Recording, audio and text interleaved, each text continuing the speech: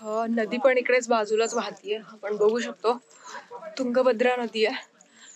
And आपण येऊयात नंतर तिकडे, फक्त नदीजवळ बसायला असं निवांत. खूप हॅपनिंग आहे यार इकडे, लाईक खूप सारे स्टॉल्स वगैरे आहेत असे. सो चालत निघायचं असंच. छान मस्त वाटतंय.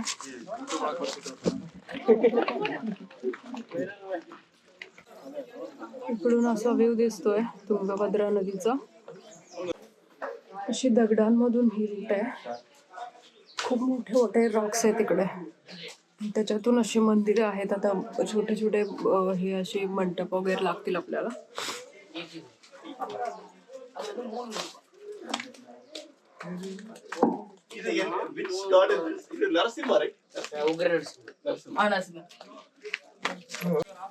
वाव, मस्त इकडे किती सुंदर वाटतंय.